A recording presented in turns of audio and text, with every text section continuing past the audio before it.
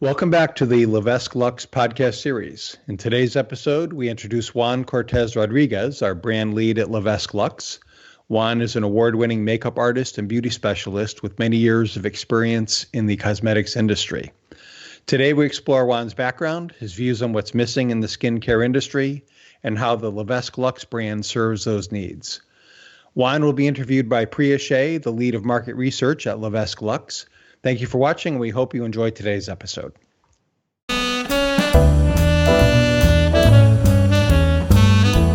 Today, we're excited to introduce one of our very own from our team, Juan Cortes Rodriguez, a freelance makeup artist and beauty specialist based out of Boston, Massachusetts. But Juan also works between Boston and Los Angeles.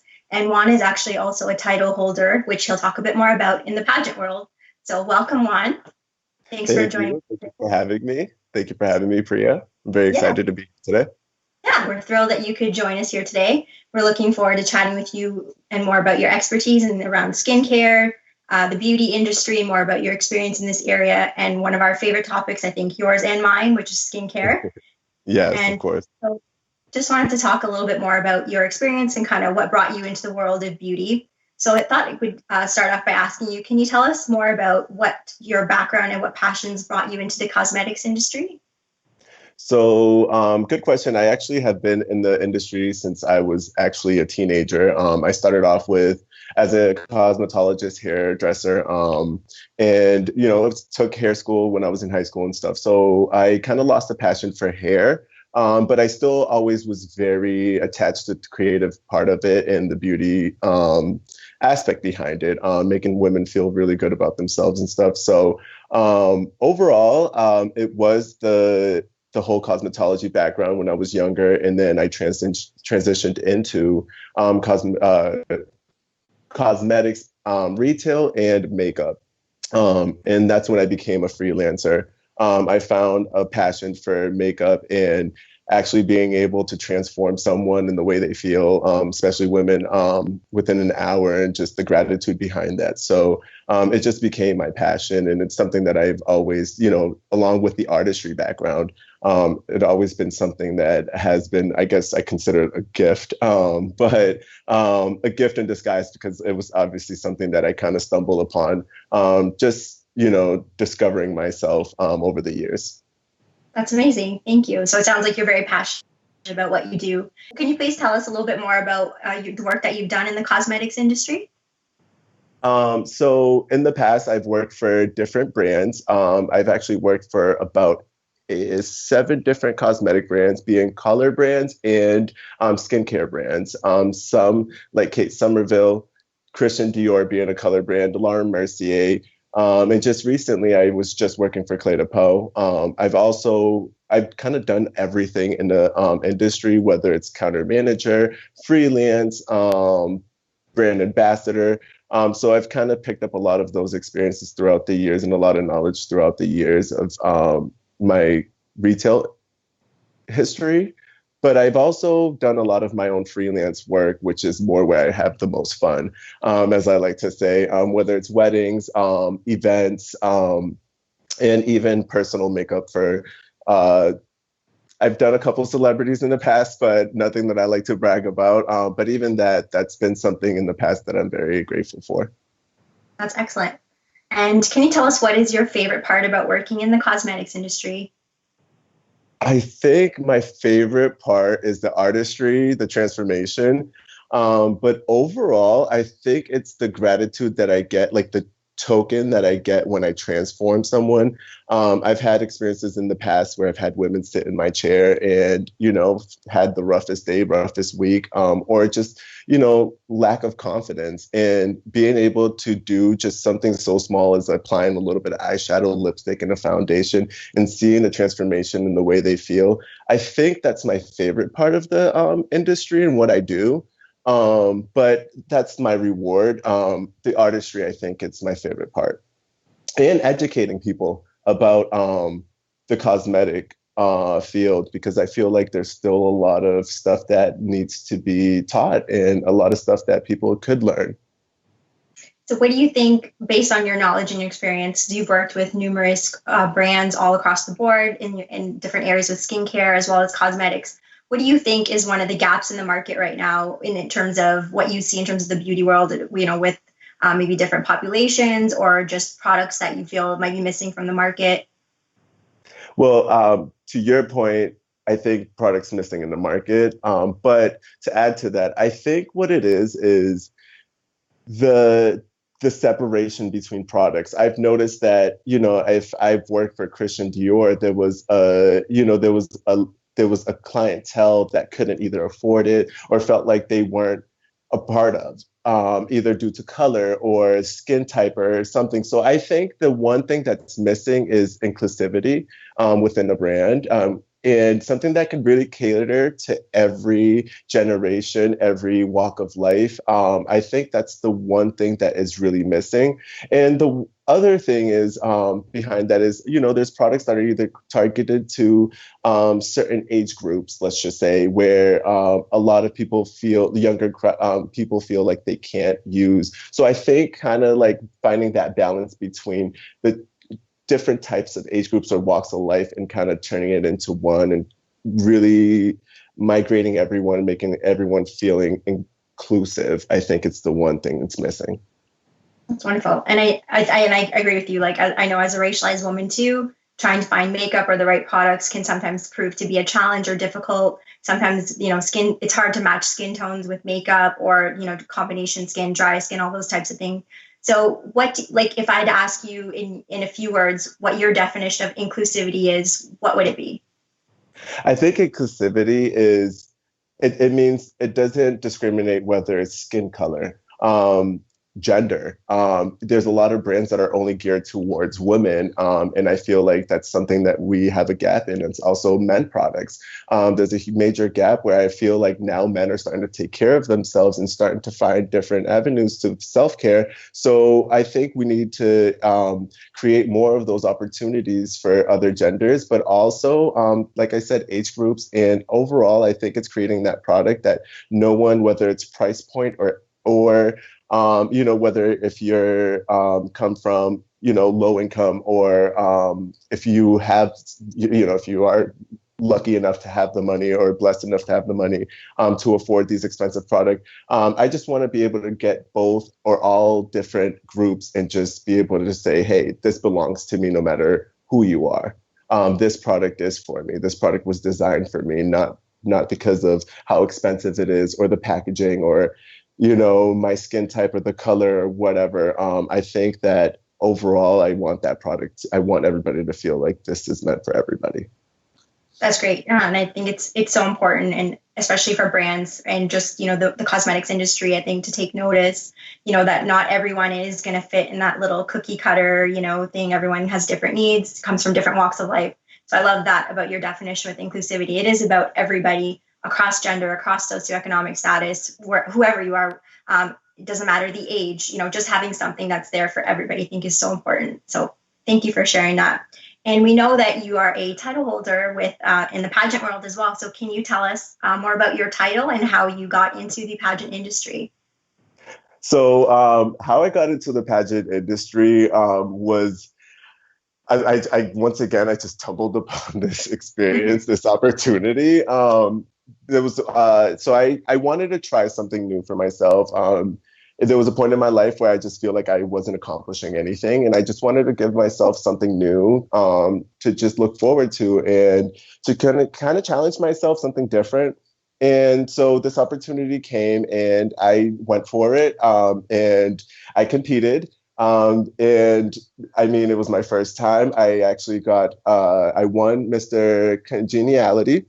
And I also was Mr. First Runner Up, which was very interesting. First year, I was actually very happy. The preparation was definitely a lot of work, but it actually taught a lot. It taught me a lot about myself, which was another thing that I won with it. I was able to grow as a person. And the best part about another cool thing about it was I was actually asked to be sponsored in to compete against the international competition. So now I'm Mr. Ultracontinental Puerto Rico 2020. So I'll be representing Puerto Rico in the international competition in Ecuador coming this July.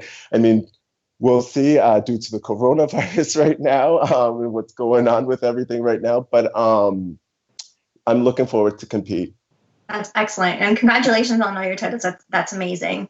And what do you think, what is the biggest, I'd say, lesson that, or what is the one thing it's taught you about yourself that you didn't know about before going through all this experience with the pageants and into this world?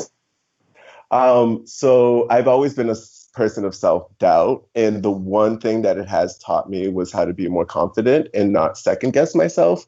So I think it has pushed me to just really be more confident in all of my approaches in what I do, whether it's with the brand that I'm currently working on or even school. School has been something that I never thought that I would even go back to. And it has given me the courage and the confidence that I could really go back and really complete school. So I've actually just recently started school, which I could say part of it could be because of the confidence that I have gained through this whole experience. I mean, going from, just doing makeup in your regular 9 to 5 to adding this whole new journey of self-care and working out and all that really teaches you a lot about yourself, especially volunteer work that I did and stuff. So it really taught me more how to be more confident. That's wonderful. I know confidence, I think, is one of those things we all struggle with on a day-to-day basis, but it's so amazing to see when you can finally find something that, speaks to you and helps you feel comfortable in your own skin. It's so important. So thank you for sharing that with us. So we're going to shift gears a bit. And so Juan, I know I asked you about, inclusivity and talking about the cosmetic industry. Kind of want to shift gears and focus now on the skincare, the skincare world. This is where we are at right now. So tell me more about what you think, in your expert opinion, what is missing in, the world of skincare right now, do you think? I think aside from, we said, the inclusivity of brands, I think now we need to start going back to more of the basic. I think we're all being so caught up by everything that's coming out, everything that's new. And because, we are coming out with new products every day, there's new science and everything like that. I think what's missing is finding a very easy line where it doesn't complicate things for everybody to use on a daily basis. I think a lot of that becomes when lines are always launching something new, constantly, sometimes it could be threatening, and it makes people think that whether they're using the right product or not, and then it becomes confusing because it's now I have to add another product. So overall, I think making a simplistic line that could really be as effective as using 10 different things all in one easy, 1 or 2 or 3 steps line, I think would be great. That's great. And so you talked about your experience. You have a rich experience where you've probably seen and tried so many different skincare lines.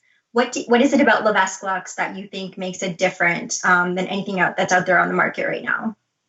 Well, I could say one thing. The difference that it made in my skin after 1 month of using it. I'm telling you, being that I have a deeper complexion, the hyperpigmentation kind of occurs in my skin. So I always have a lot of spots, whether it's from acne or stuff like that. And to get rid of those spots, it becomes very difficult. So the one thing that I love about Vesque was that, I was so impressed that within a month it already had light in it. And I could literally come closer and it was right here. And you can kind of see that it's kind of vanished.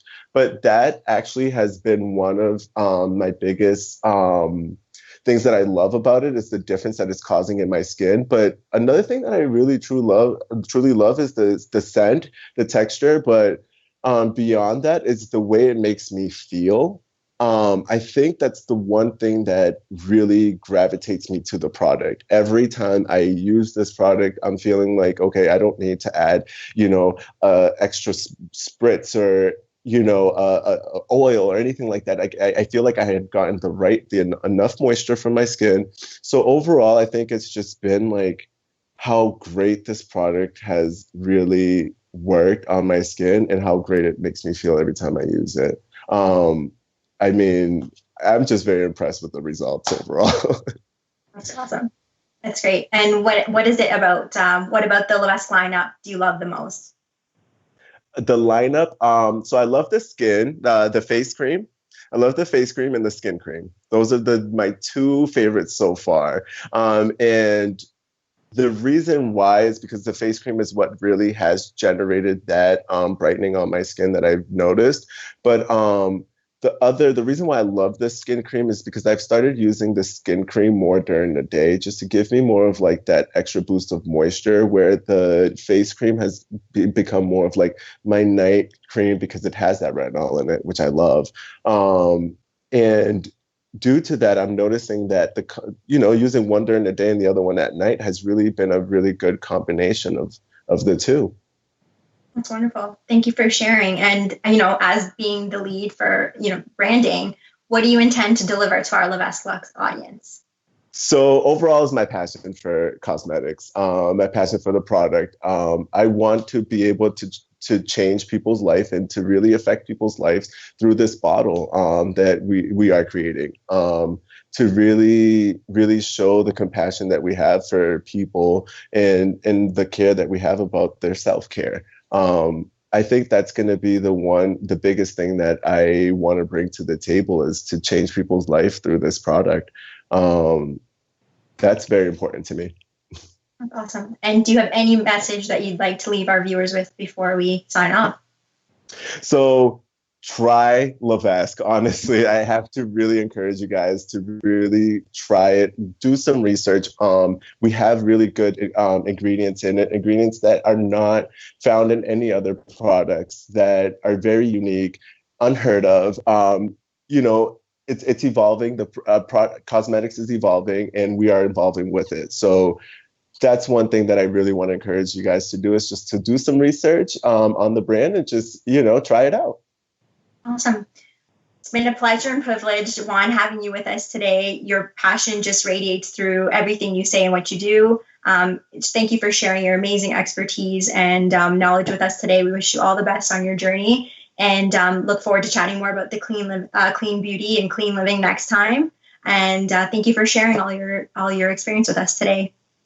Thank you very much, Priya. It was a pleasure. Thank you so much, and I look forward.